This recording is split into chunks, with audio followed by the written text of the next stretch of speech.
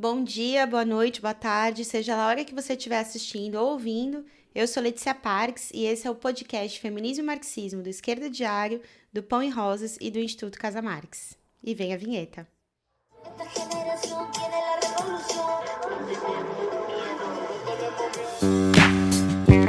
Se você já ouviu falar da história de Zumbi, peço então sua atenção para o que vou contar aqui. Talvez você não conheça, por incrível que pareça, por isso eu vou insistir. O Quilombo dos Palmares por Zumbi foi liderado, e nesse mesmo período dizem que ele foi casado com uma forte guerreira que tomou a dianteira pelo povo escravizado. Foi Dandara o seu nome, que é quase como lenda. Não há provas de sua vida e talvez te surpreenda, com um ar de fantasia, de coragem e de magia, mas assim se compreenda. Não há dados registrados sobre onde ela nasceu, se foi ela brasileira ou na África cresceu, se ela tinha liberdade ou se na dificuldade ela livre se verteu. Com Zumbi teve 3 filhos, e seus nomes vou citar: Motumbo, Aristogiton e Armódio a completar. Eram esses os rebentos de um casal muito sedento que se uniu para lutar. Mas Dandara não queria um papel limitador, ser a mãe que cozinhava, tendo um perfil cuidador, as batalhas que lhe clamavam e seus olhos despertavam pelo desafiador. Guerrear pelo seu povo era o que lhe motivava, o sonho da liberdade para todos cultivava. Sendo muito decidida, era até envaidecida pela força que ostentava. Esse é o cordel Dandara de Palmares, de Jari de Arraes, que abre nosso episódio de hoje, um episódio contextualizado aí nessa data do 13 de maio, que é uma data onde se demarcou a assinatura da Lei Áurea pela Princesa Isabel, uma lei que vai extinguir a escravidão no Brasil de forma bastante tardia, em 1888. Primeira coisa que a gente precisa dizer nesse episódio de hoje é que a abolição da escravidão não foi dada por bondade de Princesa Isabel ou de qualquer membro da família real, ou muito menos, talvez, dos senhores escravos querendo simplesmente libertar os seus escravizados. A abolição da escravidão, ela vem como uma medida quase muito tardia, né? O Brasil é o último país do mundo a abolir a escravidão negra, e faz isso anos depois da independência do país, né? Então, é um país que se torna independente em 7 de setembro e continua tendo o trabalho escravo como a base material da produção e reprodução da vida em todo o país. Obviamente, né, o próprio debate em si do 13 de maio da abolição da escravidão, ele renderia muitos episódios aqui no nosso podcast. A gente não vai tratar desse tema em específico hoje, a gente vai tratar dessa personagem, dessa figura meio mítica, meio real, que foi Dandara de Palmares. Meio real não porque tem alguma comprovação histórica da sua existência, mas porque Dandara evoca talvez um tipo social ou talvez uma representação figurativa de mulheres reais que existiram durante os anos de escravidão no Brasil e que usaram as suas energias, suas forças para participar dos processos de luta contra a escravidão. Então, a gente vai falar um pouco hoje sobre quem é essa personagem, de onde veio essa história de Dandara dos Palmares. E também a gente vai falar um pouco sobre o problema da questão quilombola, né, que vai se apresentar como um grande problema para a burguesia brasileira, uma burguesia em nascimento, que se apoia no desenvolvimento do capitalismo internacional através do trabalho escravo, né, então contribui para o capitalismo internacional como um país colônia, onde se apoia o desenvolvimento da sua economia, da sua produção, da sua mercadoria, em base ao trabalho escravo, né? Então, o Brasil ele é um dos lugares do mundo onde a gente precisa se assentar para poder defender a ideia de que não existe capitalismo sem racismo. Então, a gente vai debater um pouco isso também hoje.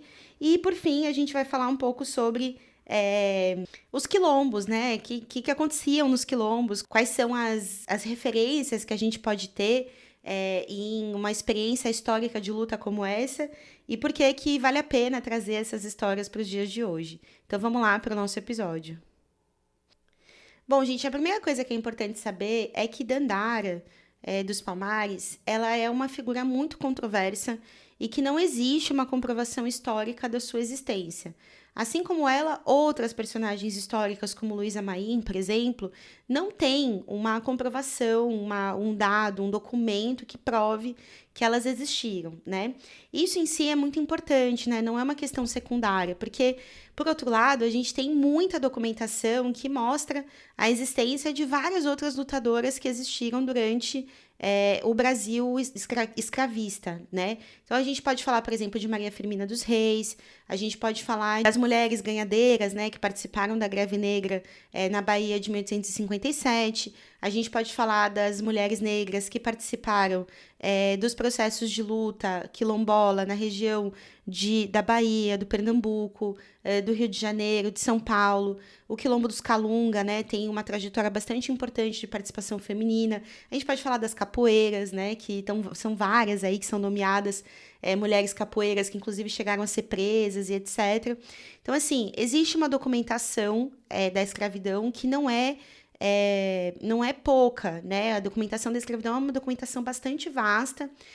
Existem muitos problemas nesse arquivo histórico, né, que a gente pode debater, mas a ausência da possibilidade de nomear personagens que têm uma participação tão relevante na história não é um deles, né? Então, a gente consegue registro e consegue localizar as informações de personagens que teriam tido participação histórica tão importante como o que se relata de Dandara dos Palmares ou de Luísa Maim, né? Fato é que não existe uma comprovação da participação ou da existência dessas mulheres, né? Isso leva a gente a crer que Dandara dos Palmares se transforma em um personagem um pouco por fantasia e experimentação, né, de fábula histórica, um pouco porque é uma personagem que, de um certo ponto de vista, serve como uma espécie de alegoria, de representação da existência de mulheres que fizeram coisas como fez Dandara dos Palmares, né? Então, é quase como se a gente dissesse que, na falta de poder nomear o que se sabia existir, se deu o nome de Dandara dos Palmares. Como surge a figura de Dandara dos Palmares, né? Ela emerge como personagem literário num romance do João Felício dos Santos, chamado Ganga Zumba. É um romance que conta um pouco a história do Zumbi dos Palmares e do Quilombo dos Palmares. Fala do Ganga Zumba, né, que é esse rei quilombola que é deposto quando ameaça, né, ou quando propõe fazer um acordo com o Império. A partir da sua destituição e morte pelos quilombolas, Zumbi é lançado como líder do quilombo, por entender, né, aquela comunidade quilombola, por entender que na figura de Zumbi estava uma possibilidade de resistência maior. E aí a gente vai ter, né, na Enciclopédia Brasileira da Diáspora Africana, do Lopes, a gente vai ter essa afirmação, né, uma descrição de quem foi, ou quem é, ou quem seria a figura de Dandara. Ele vai dizer o seguinte: Dandara é uma personagem lendária da história de Palmares. Celebrada como a grande liderança feminina da epopeia quilombola, teria morrido quando da destruição da cidadela de Macaco. Contudo, sua real existência está ainda envolta em uma aura de lenda. Então, é muito importante isso, porque, assim, não é interesse, né, do historiador, da história crítica, inventar personagens, né? Agora, quando a gente vê que um personagem surge e ele se cola com o imaginário popular, cabe a gente tentar pensar por que esse personagem ganhou tamanha relevância, né? Por que ele ganhou sentido ao ponto de se transformar em uma espécie de representação de um tipo social daquela experiência, daquele momento histórico. Então, justamente aqui, eu não quero participar ou opinar num debate que eu, como historiadora, preciso ser séria, né? Que Dandara dos Palmares, do ponto de vista do dado histórico, da comprovação histórica, não é uma personagem que existiu, né? Agora, do ponto de vista do seu simbolismo e da sua conexão com o apelo de massas pela nomeação de uma experiência histórica que teria sido a participação das mulheres dentro dos quilombos, Dandara dos Palmares atua como a representação de várias anônimas, que a gente sabe que existiram, mas que não se transformaram em dado histórico, né? E por que a gente sabe que existiram, né? Porque quando a gente analisa os documentos da escravidão, a gente encontra mulheres rebeldes em todos os tipos de experiências de luta contra a escravidão, né? E que tipo de rebeldia era típica das mulheres, né? Primeiro, as mulheres participavam dos processos de revolta da mesma forma que os homens, muitas vezes com o mesmo tipo de tarefa diante da luta anti-escrava, né? Então, se a gente pegar o caso do Haiti, por exemplo, da Revolução Haitiana, a gente vai ver mulheres que foram participantes dos exércitos, mulheres que carregavam armas, inclusive decisões por parte dos haitianos, né, naquele momento ainda a República de São Domingos, dizendo que as mulheres deveriam ter o mesmo papel que os homens e que não reconheciam essa divisão que foi imposta, na verdade, pela coroa, né, francesa, naquele caso. Então, no caso do Haiti, a gente vê isso, a gente tem um episódio muito bom aqui do feminismo marxismo mais antigo, ali lá de 2022, talvez, onde a gente debate o papel das mulheres na Revolução Haitiana, né? Inclusive, as mulheres com um papel de destaque também por conta do seu papel na religião, né? Então, o fato das mulheres serem líderes religiosas, né? Cabia a elas, muitas vezes, inaugurar as festividades ou as homenagens que dariam o pontapé aos processos de revolta. A luta revolucionária haitiana, né, o dia zero dessa luta, é inaugurado por uma sacerdotisa haitiana, uma mulher negra, que liderou a cerimônia que dá origem ao dia D ali, né, ao dia do início da revolta que leva à Revolução Haitiana. Então, a gente tem, por exemplo, esse exemplo, que é um exemplo muito interessante. A gente tem mulheres que foram piratas, né, que eram essas embarcações que hoje são tratadas de uma forma um pouco mítica e muito europeizada, né, a figura do pirata, mas era muito comum que piratas fossem escravizados, fugidos, né, que escaparam da escravidão, seja no oceano, seja em terra, e que a partir daquele momento passassem a fazer um comércio ilegal entre, né, os continentes ou no Caribe, né? Os piratas do Caribe, por exemplo, não tinham cara de Orlando Bloom, né? Eles provavelmente eram negros, africanos e tal, né? E esses piratas muitas vezes eram os que levavam mensagens sobre as revoltas que estavam acontecendo nos Estados Unidos, no Haiti, né, ali em todo o Caribe, traziam para o Brasil ou levavam informações do Brasil de volta, né? Então, os piratas, né, a gente também tem algumas personagens mulheres que foram piratas, e a gente também tem personagens mulheres que atuaram dentro das revoltas aqui no Brasil, né? A Revolta dos Malês tem uma participação feminina, aparece nos documentos dos presos na Revolta dos Malês alguns nomes de mulheres, né? Aparecem nos documentos de captura de rebeldes que fugiram de fazendas ou queimaram fazendas, também figuram aí nomes de várias mulheres. Aparecem muitos eventos de captura de capoeiras, que eram mulheres, né? A gente tem muitas pesquisadoras hoje em dia dedicadas a resgatar essas histórias da capoeira. Inclusive a capoeira que, como todo esporte, né, no patriarcado, lê-se como uma experiência muito masculina, né? Como uma vivência masculina, mas na verdade a capoeira era um espaço de sociabilidade, de festividade, de dança, de luta, muito frequentado também por mulheres, né? Então, as mulheres, elas figuram como parte da luta contra a escravidão, né? Então, isso tudo para dar o exemplo das coisas que os homens também faziam e que as mulheres faziam parte. Agora, existiam tipos de revolta que eram específicas das mulheres, né? E que tinha a ver com a resistência contra a violência sexual, contra o estupro, contra o roubo, o sequestro das suas crianças, né?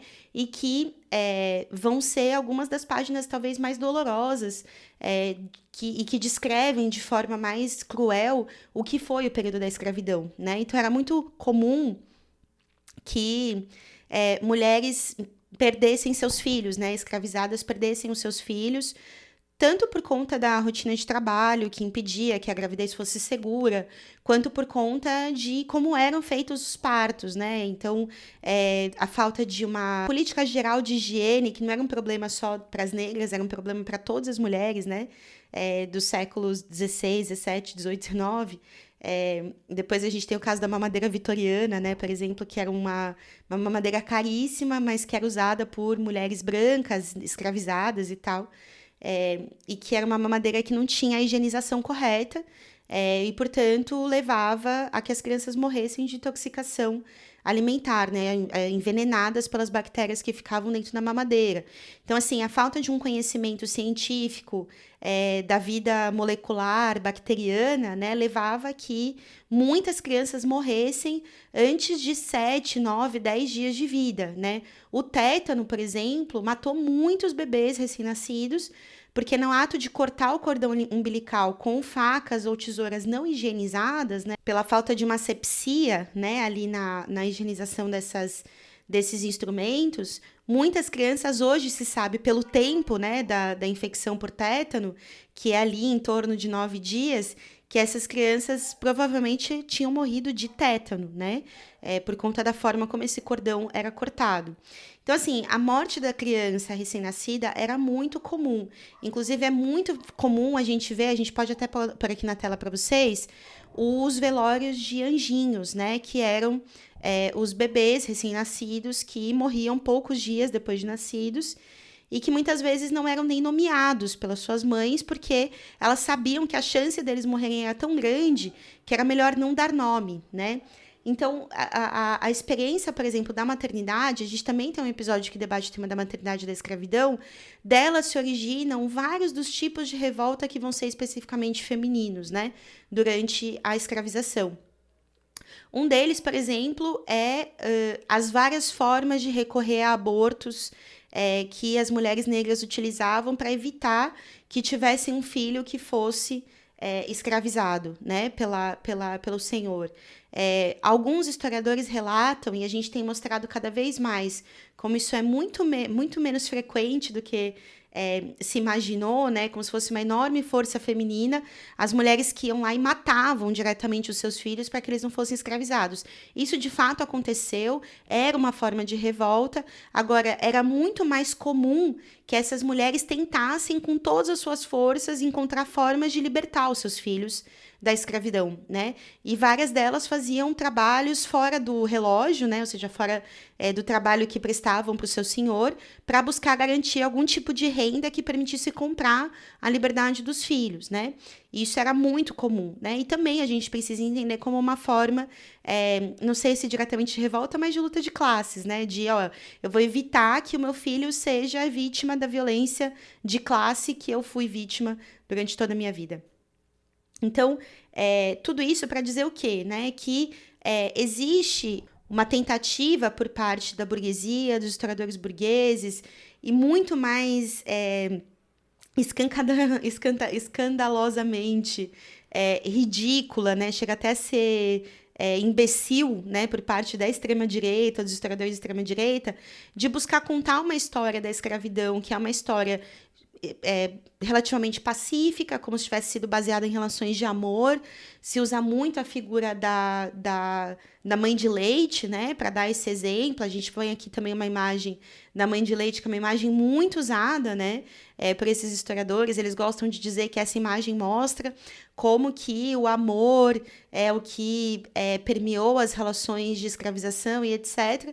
E, na verdade, não se vê a enorme violência a qual essas mulheres tiveram vítimas ao longo do processo de escravização, né? Ou seja, para uma ama de leite amamentar um bebê do seu senhor, ela provavelmente está deixando com fome o seu próprio bebê. E que sofrimento essa mulher estava passando diante dessa situação, né? Então, como é muito importante para o discurso da democracia racial, né, para o mito da democracia racial, a ideia de que houve relações de amor dentro da escravidão, seja relações de amor filiares, né, de uma mãe postiça, de uma ama de leite com um filho do senhor, seja de uma mulher escravizada com o seu senhor diretamente, né? Que a gente sabe que são relações de estupro, de submissão, né? E de muita violência. Esses historiadores da democracia racial, eles tentam pintar tudo isso com uma certa beleza, com uma certa característica idílica, como se tivesse sido um momento de encontro étnico e convivência amorosa.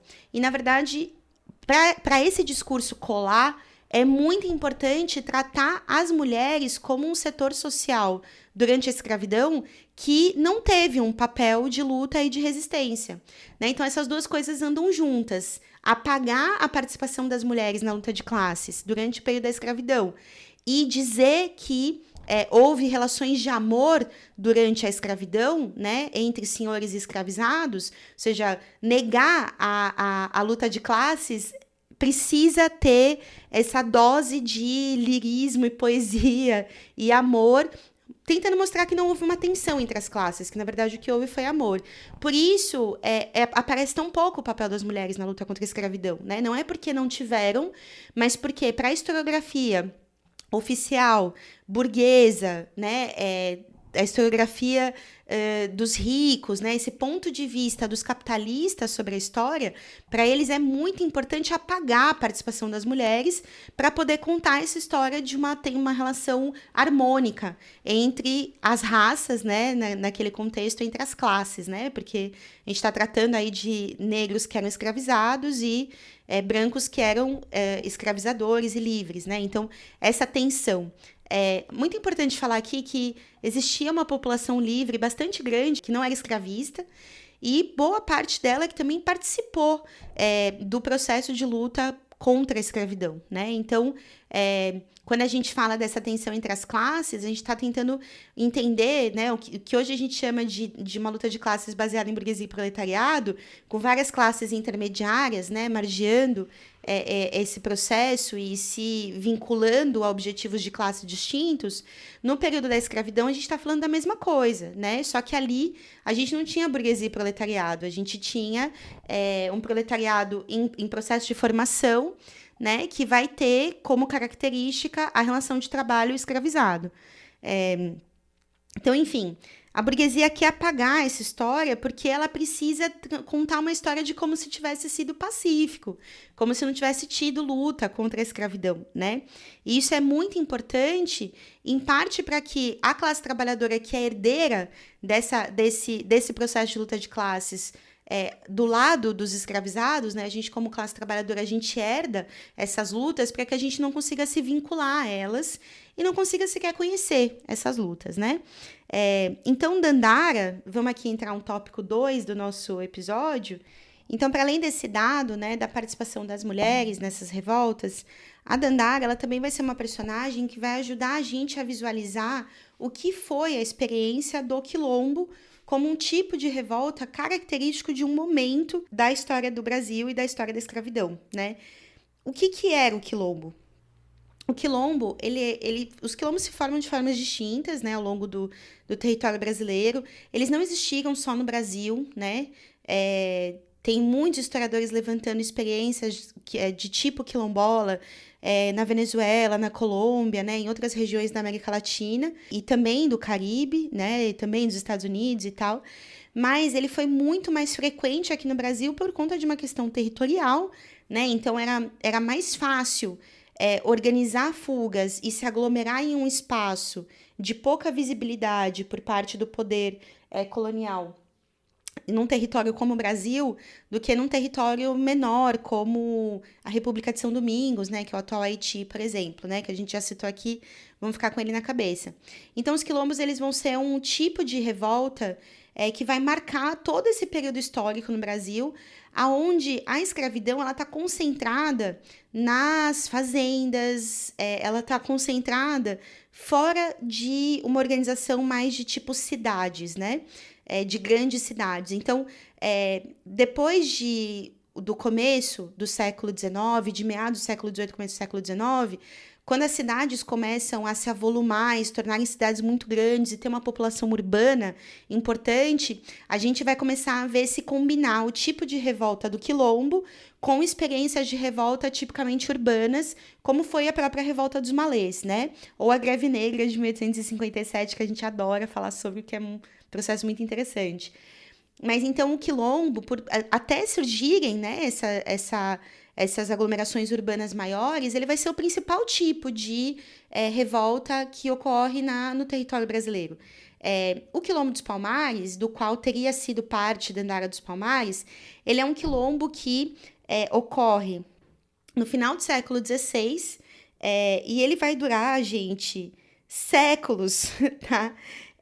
E ele vai se concentrar ali na região da Serra da Barriga, que naquele momento, né, era a capitania de Pernambuco, hoje estado do Alagoas.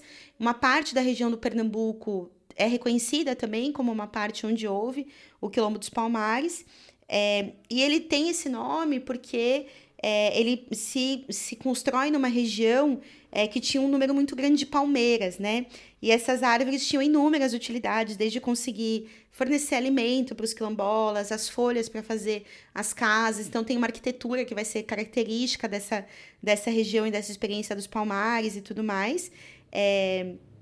E a gente vai ter, então, essa ideia, né, de que o quilombo, qual que era a importância dele do ponto de vista da revolta anti-escravista? Que ao conseguir se instalar e permanecer em um lugar, ele conseguia atrair pessoas que escapavam da condição de escravidão, né? Então, era muito frequente que os quilombos fossem lugares para onde o escravizado saía da sua fazenda, escapava da sua fazenda, né? Do seu senhor, e conseguia ir. Então, tinha essa distribuição meio clandestina de mapas que levavam até os quilombos e tal. E essas pessoas conseguiam, então, se abrigar e passar a viver de uma forma distinta dentro dos quilombos, né? Então, o quilombo ele vai ter essa característica muito importante de ser esse receptor do escravizado que está numa condição de revolta, né? De se desapegar da relação de escravização. Então, para o quilombo poder existir dessa forma, ele precisava estar em regiões que fossem regiões despovoadas, com muita mata, distantes, né, dos centros urbanos, que ainda não eram tão grandes, mas já tinham as polícias, né, que não eram as polícias com esse nome, mas já tinham, né, uma certa organização de Estado e tal, e que pudessem ser acessados por fazendas e através, né, de estradas e caminhos de lugares onde ainda existia escravização. Então, o objetivo dos quilombolas não era um objetivo egoísta, endogâmico, né? Vamos criar o nosso território aqui e ficar por aqui. Ele tinha um objetivo de receber gente nova. Isso era um objetivo muito claro, né? E esse é um dos principais motivos que leva a que seja tão perseguido o Quilombo dos Palmares, porque ele se transforma nos principais destinos dos escravizados em busca por liberdade dentro desse território bastante amplo, né? O Quilombo dos Palmares ele vai ocupar um território muito grande da Serra da Barriga, e ele vai ter, inclusive, vários mocambos, né? Que são cidades quilombolas. Aqualtune, Andaliquituti, Subupira, a Cerca Real do Macaco, né, que era conhecido como Mocambo do Macaco, enfim. E o Quilombo dos Palmares, ele era uma espécie de um centro político da luta anti-escrava naquele momento, né? E tinha ali, né, se a gente pegar, por exemplo, o Mocambo dos Macacos, a gente está falando de um território dentro do Quilombo dos Palmares, onde tinha cerca de 6.000 habitantes. Gente, esse número, para o que são os parâmetros de um Brasil colonial, é muito grande, tá? Como que era esse quilombo, né? Então, esse quilombo, ele tinha áreas de produção, né? Áreas de fazenda, enfim, cultivo, de animais, de plantas e etc. A gente tinha uma segurança bastante rigorosa ao redor do quilombo, né? Então, o quilombo ele era cercado por paliçadas, que eram muralhas de madeira, com torres de vigilância que estavam sempre atentas para garantir a segurança e o controle de entrada no território. E nos arredores das muralhas tinham muitas armadilhas, né? Que garantiam que se qualquer invasor entrasse, tivesse tempo de se proteger. E é muito bonito porque a somatória dos mocambos, né, a somatória dos territórios era conhecida, era chamada pelos palmarinos de Angola Janga, que é a pequena Angola, né, que mostrava essa disposição, essa perspectiva de realmente formar uma espécie de um estado, né, de um estado africano dentro desse continente onde foram escravizados. E aí, o que eu acho que é interessante a gente comentar é que a importância do Quilombo dos Palmares do ponto de vista da composição populacional, que era muito grande, do ritmo da produção, né, que também era muito importante, com inclusive produtos que resultavam melhores e mais baratos do que os que eram vendidos pelos fazendeiros da região ali, né, da capitania de Pernambuco. Levava aqui uma série de membros da comunidade da capitania de Pernambuco decidissem ter boas relações comerciais com o Quilombo dos Palmares, porque percebiam que era vantajoso para os seus negócios, ou para sua família, ou para a sua própria economia doméstica, apoiar o quilombo, porque era mais barato, era melhor, né, as mercadorias que vinham dali. Então, isso vai virando uma ameaça muito importante para a colônia, né, para a coroa portuguesa. O primeiro registro do Quilombo dos Palmares é de 1597, né, a gente está falando do finalzinho do século XVI. E ele vai ser extinto pelas tropas da coroa só em 1695, né? Então, a gente está falando aí de um século de duração de um quilombo que permanece ali garantindo tudo necessário para a subsistência da sua população, se defendendo, tendo uma organização social totalmente autônoma e fazendo negócios, né, com uma população local que encontrou vantagens na relação comercial com essa comunidade, né? O Quilombo dos Palmares, ele é destruído com um nível de investimento por parte da coroa muito grande, né? São várias tentativas de destruir o quilombo que fracassam, até que em 1695, 694, né, com um fim estabelecido mesmo em 1695, se consiga matar Zumbi dos Palmares, e isso simbolicamente significou, né, o fim do quilombo, no marco já de uma destruição bastante grande causada pelas tropas da coroa portuguesa até então, né?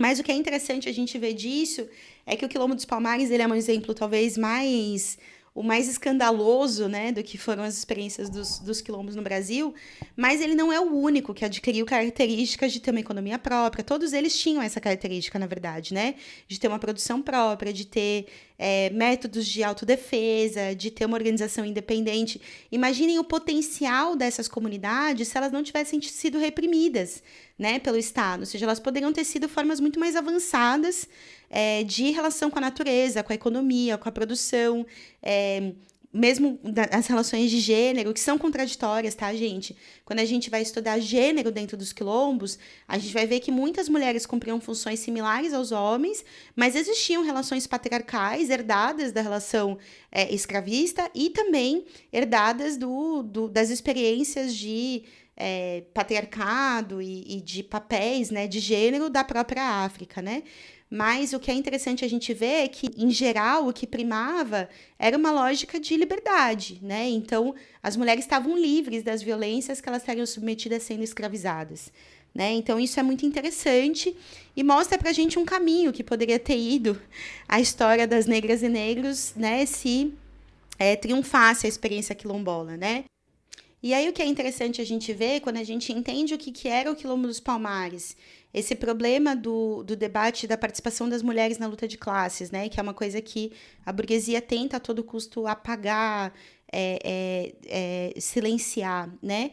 Quando a gente vê que esse personagem Dandara é um personagem envolto justamente de ser uma guerreira, né? Ela não era simplesmente esposa de Zumbi, né? Ela é entendida como uma guerreira palmarina que pega em armas para defender o seu território, né? Então, uma personagem está embebida justamente dos elementos mais radicais da experiência quilombola, né? Que são os elementos da autodefesa, da garantia do direito ao território, da garantia de morrer a custo, né, ao custo da liberdade, ao contrário, né, da liberdade ao custo da morte.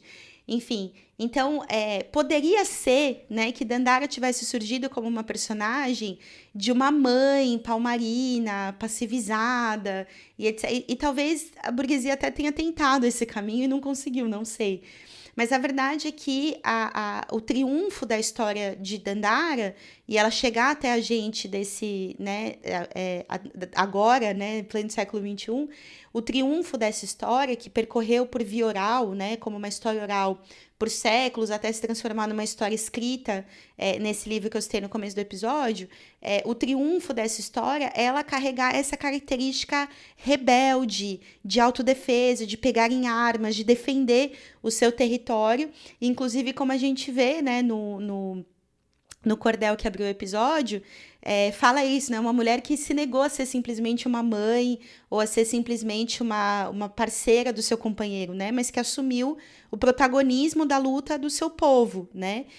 Isso é muito interessante quando a gente pensa do ponto de vista do que foi o Quilombo, né? Porque seria difícil contar, talvez, a história de uma mulher palmarina que fosse essa mulher da colônia, né? Essa mulher que a colônia investia para que fosse, né? Que essa mulher comportada, submissa aos desejos do homem, estuprada constantemente, etc. Não é possível contar essa história, né? A história que foi possível contar e a Dandara que chega até a gente é uma Dandara rebelde, é uma Dandara lutadora, uma Dandara com armas na mão. Acho que essa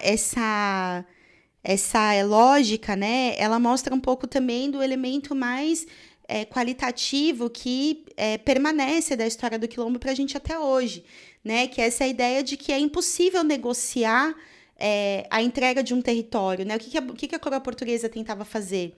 Ela tentava garantir que Palmares devolvesse seu território, ou pelo menos uma parte dele, ou aceitasse limitar a expansão do seu território. Porque o território de Palmares não foi sempre enorme, ele foi avançando conforme uma população nova chegava. Então, para a coroa isso era um problema, né? Porque significava que as pessoas podiam cada vez mais sonhar com a liberdade e exercê-la indo até Palmares, né? Eles queriam que isso acabasse. Então, a primeira condição de um acordo de paz era essa. A segunda condição de um acordo de paz era que o Quilombo não recebesse novos membros, né? Ou seja, se uma pessoa em condição de escravidão foge, escapa, né, busca a liberdade indo ao Quilombo, essa pessoa não poderia ficar lá. O Quilombo teria que relatar e essa pessoa ser devolvida para os seus donos, né, entre aspas. Acho horrível essas palavras, mas enfim, as palavras da época. E, na verdade, a Dandara, ela vai ser um pouco essa personagem. É quase como querer duplicar o Zumbi, né? Porque o Zumbi... Quem que é o Zumbi? O Zumbi é o sobrinho de Gangazumba que recusa esse acordo e, por isso, supõe-se que tenha contribuído no assassinato do seu tio, que era o rei de Palmares e que queria firmar esse acordo com Portugal, né? Zumbi não queria firmar esse acordo, ele queria que o Quilombo fosse liberdade ou nada, liberdade ou morte, né? Então, ao conhecer a história de Zumbi, ao conhecer a história do Quilombo e falar, esse caminho foi foda, o imaginário popular, ou talvez realmente uma figura real, né, que permaneceu na oralidade, que é Dandara, duplica essa experiência de Zumbi, duplica essa conclusão de que não dá para negociar, porque a gente não vai parar por aqui, a gente precisa ir por mais, e transforma essa duplicata, né, em uma mulher, que é uma mulher que tem seus filhos, que exerce a maternidade, que faz tudo isso e que luta, né, pela liberdade de forma intransigente e inegociável. Então, e aí a história dela termina como? Né? A história dela termina se jogando de um penhasco porque ela preferia a morte a viver aprisionada pela escravidão. Então, ela né, nessa lenda, realidade, lenda barra realidade, Dandara, frente à invasão de Domingos Jorge Velho, né, que é o dirigente da investida que acaba com Palmares, diante dessa decisão de ser capturada e voltar a ser escrava ou morrer, Dandara se suicidaria por não querer voltar a ser escrava, né? Isso também é muito simbólico, né? Porque mostra um pouco essa tensão, né? Ou seja, na lógica da luta de classes, ela sabe que não existe um acordo possível, que são antagônicos, né? Que se ela é capturada, ela não vai ser transformada num símbolo, numa deputada, sei lá. Ela vai ser transformada em escrava, né? Novamente. E ela não quer isso, né? Ela quer a liberdade ou morte. Então, essa decisão de Dandara de se suicidar, ela remete muito a essa ideia da própria da dinâmica da luta de classes, né? Ou seja, uma consciência do negro em luta contra a escravidão, de saber que não tem um acordo possível, não tem uma combinação de interesses, não tem um lugar onde o interesse do escravocrata e do escravizado se encontram. Ela sabia que, se capturada, ela voltaria a ser escrava e não tinha como viver assim, né? Depois de experimentar a liberdade, como voltar a ser escrava? Então, isso leva a gente para o nosso terceiro e último bloco, talvez, ou quarto e último bloco, onde a gente vai debater que lições, que mensagens ficam da experiência de Palmares e Dandara para os dias de hoje. Mas antes, dá uma olhada nesse recado.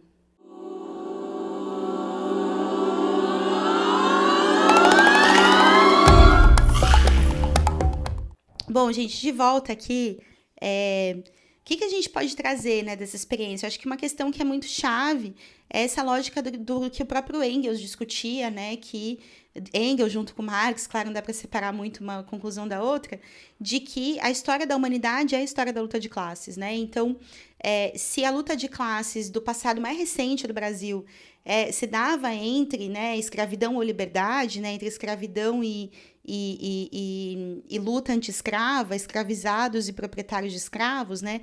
A dinâmica se dava em torno disso.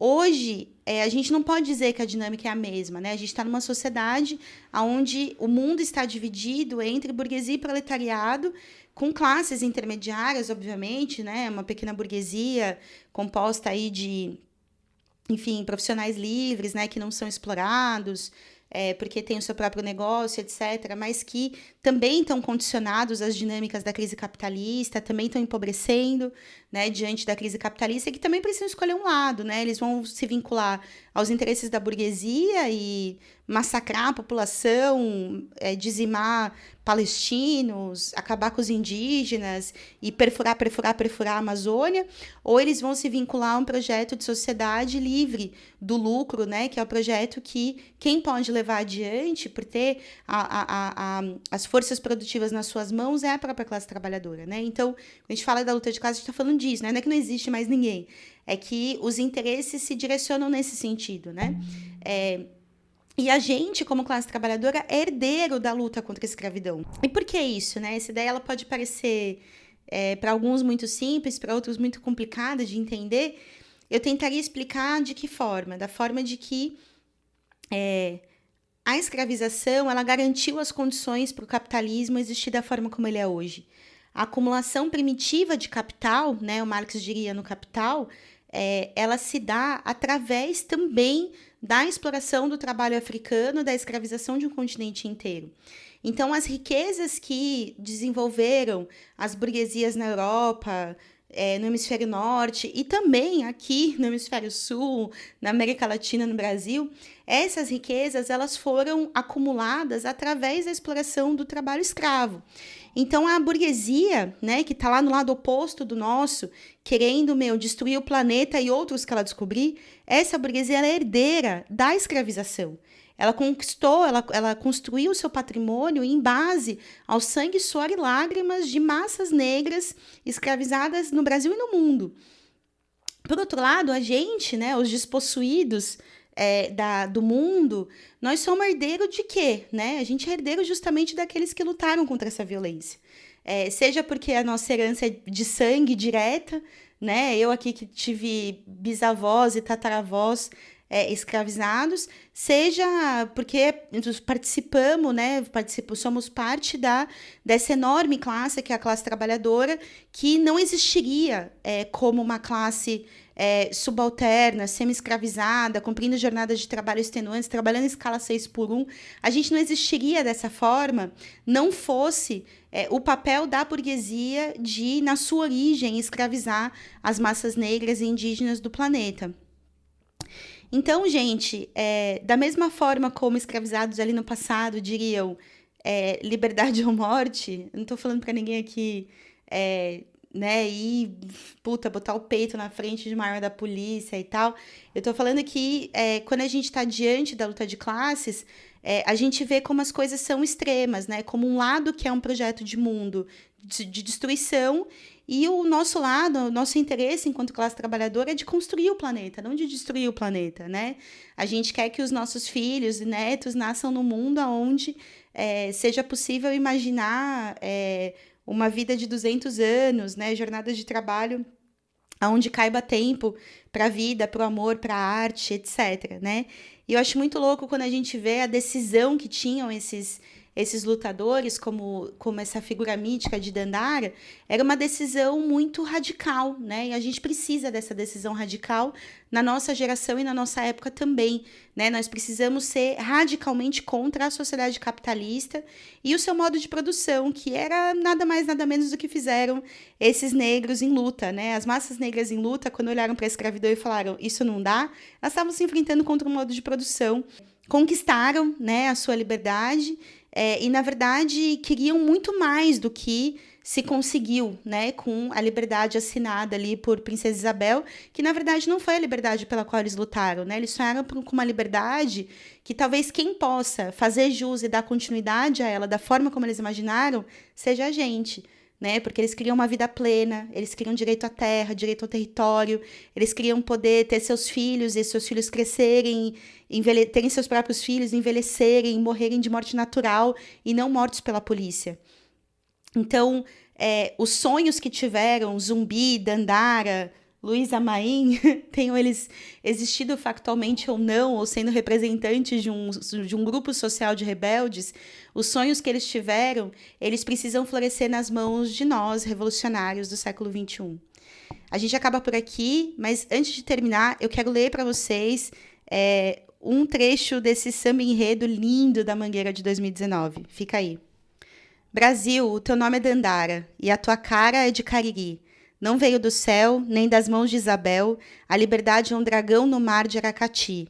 Salve os caboclos de julho, quem foi de aço nos anos de chumbo. Brasil chegou a vez de ouvir as Marias, Maíns, Marielles, Malês. A gente encerra por aqui com esse trecho do Samba Enredo da Mangueira de 2019, que está citado no artigo Dandara, Coaltune e Luísa Maim, Mulheres Negras na Luta contra a Escravidão no Brasil, de Odete Assis e Jennifer Tristan, texto que está no livro Mulheres Negras e Marxismo, que vocês podem comprar no casamarx.com.br. Entrem no casamarx.com.br/apoie para apoiar esse podcast e todas as iniciativas multimídia do Esquerda Diário e do Instituto Casa Marx. E, pessoal, sigam, compartilhem, apertem o sininho para fortalecer a nossa... Gente, cada vez que vocês apertam um curtir aqui, o YouTube entende que vocês gostam desse conteúdo, o Spotify entende que vocês gostam desse conteúdo e recomendam ele para outras pessoas. Então, quem não tem como dar uma graninha pra gente agora, ajuda com esse apoio aí do clique, que vai fazer muita diferença pra gente. A gente se vê no nosso próximo episódio. Esse aqui foi escrito e roteirizado por Odete Assis, apresentado por mim, Letícia Parks, editado por Taz e Juan, e o apoio de áudio de Chico Inácio. Muito obrigada e até a próxima.